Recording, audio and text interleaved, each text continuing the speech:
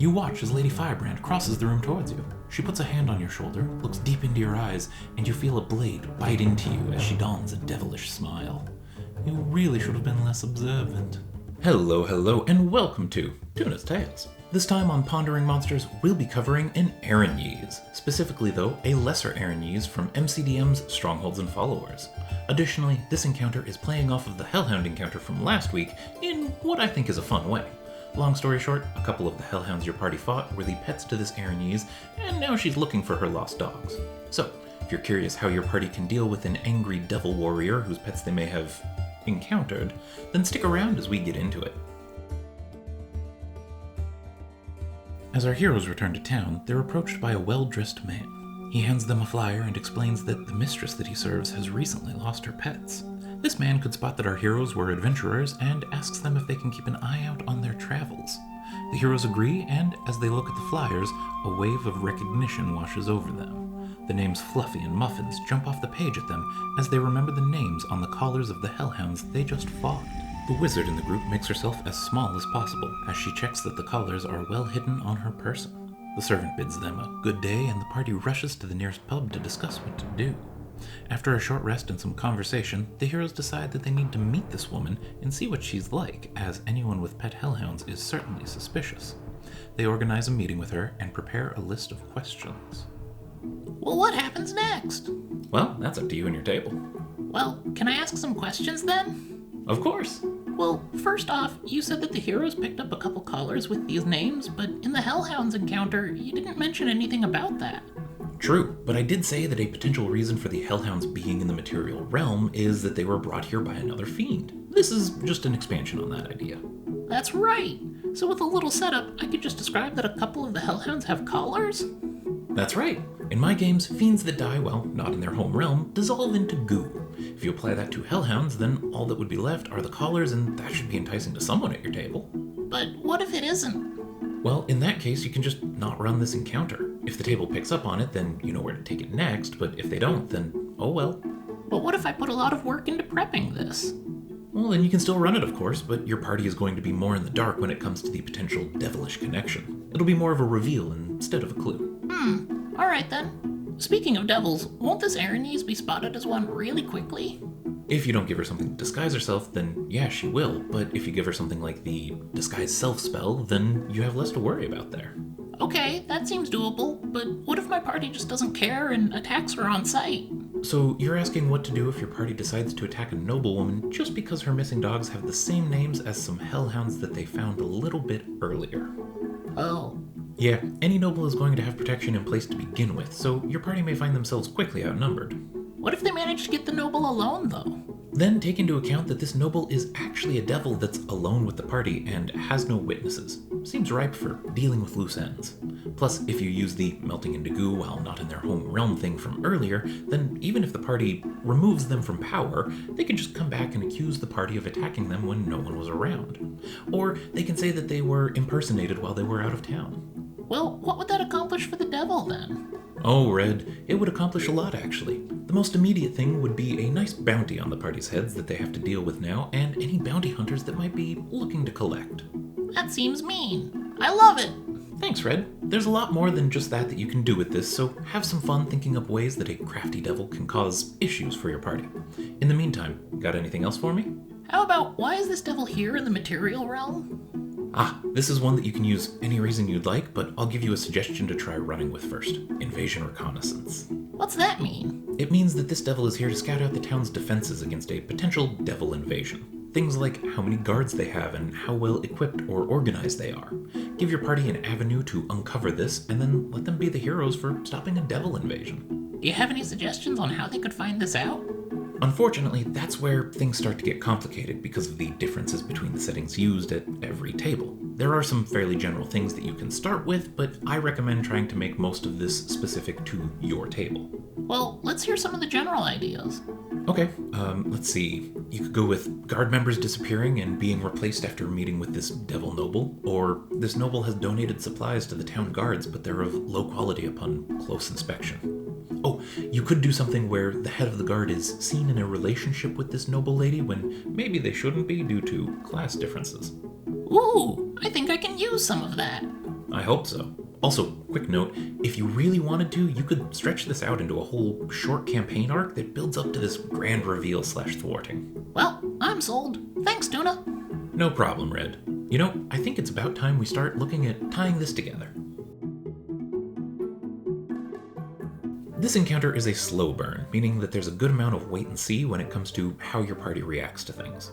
This makes it good for a background situation that can play out while the party is involved elsewhere. To start it off, you'll need to set the hook, and to do that in the way that I've outlined it here, you'll need to have included the collars in the Hellhound encounter. As you all watch these Hellhounds melt into a fiendish ichor, you notice that a couple of them have left behind what look like dog collars. As you inspect them, you see the names Fluffy and Muffins embossed on them. The idea of Hellhounds having dog collars should interest your party into at the very least looking at them. All they really need from them are the names, but if they take them with them, then all the better. This is a surprise tool that'll help us later. Once the party has dealt with the collars, then this encounter just needs to wait for them to return to any town you want to set this in. When they arrive, they'll meet someone looking for some lost pets by the same names. As you walk through the gates of the town, a well-dressed man approaches you all and hands you a flyer. You all look like fine adventurers. I am the servant of Lady Flamebrand, and not too long ago a couple of her pets got lost on our way here. Would you mind terribly keeping an eye out for them in your travels? As you look down at the flyer he's holding out, you see the familiar names, Fluffy and Muffins. And just like that, the hook has been set. All you need to do now is wait and see how your party reacts to it. Most likely, they'll come up with some questions that they want answered. Things like, where exactly did they run away? What do they look like? Who is this lady? How long have the dogs been missing? And is there a reward, to name a few of the common ones? As for the answers to those questions, you can come up with your own, but some stock ones you can use would be, not too far away from the mountain that your party just went up, use any description of a dog you want. She's a new noble in town that's here to visit and set up good relations with her hometown, long enough to make it reasonable that the party could have encountered them, and yes, depending on how you describe things around the flyer, your party may catch on right away to what's going on here. If that happens, then great. Unless your party are absolute mad lads, there shouldn't really be anything they can do since the Erinyes is posing as a noblewoman. This means that they know that there's someone with pet hellhounds in the town, but they don't know why. Ideally, they should go around trying to ingratiate themselves to her and gathering info until they feel that they have enough to expose her. When they're ready, they can finally confront her. As you storm Lady Firebrand's villa, you make your way to her chambers and kick open the door to see her standing there. She seems unsurprised to see you all. I was wondering when you would make your move. Certainly took your time. You watch as the lady is engulfed by flames as a pair of red feathery wings appear on her back and her dress is replaced with full plate mail. She draws a masterfully crafted ornate longsword and lunges at you all. From here, it's combat time. The Lesser Erinyes has resistance to cold and non-silvered non-magical weapons and immunity to fire and poison. She can make 3 attacks on her turn using any combination of her longsword and longbow and has a fly speed as well as a parry reaction. Since it's a one-on-many fight, she'd most likely try to position herself so that she was fighting one-on-one as much as possible. Other than that, her tactics should be pretty straightforward since she's been found out and knows that she's got nothing left to lose. Plus, if you're doing the whole dissolve into goo thing, then she'd know about that and wouldn't worry too much about the party offing her.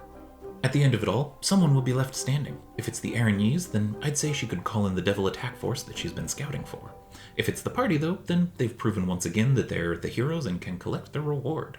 All this is well and good, but what if your party actually are mad lads and decide to attack the Erinyes without evidence or decide to start smearing her name around town?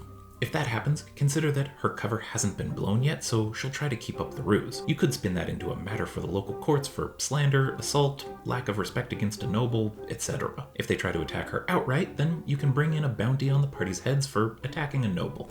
There are lots of options here, and you just need to think about what someone with power and money might try to do if they're seriously offended by their lessers. Finally, remember those collars? I see no reason that the Erinyes wouldn't have hired someone to cast something like Locate Object. If this happens and the collars are with the party, then this powerful devil in disguise now knows that the party has probably encountered her dogs and that they might know her secret. She might just want to do something about that. Also, if she learns that her dogs aren't in the material realm anymore, she could just have them resummoned for the party to deal with later. You can use this as a prod if your party didn't get the hook at all and you want to force a confrontation. And that's basically it for the encounter. You can still do all this without the collars in the Hellhound encounter, they just make for an easy hook into this. Otherwise, the intro may require a little rework. Speaking of rework, let's take a look at what work needs to be done if you have a higher level party. Scaling here is pretty easy. Since we're starting with a lesser Erinyes, which is a CR7 rather than the CR12 of a normal Erinyes, we can just swap out the lesser for the normal version. Actually, a 10th level party of 5 has 2 options for scaling here.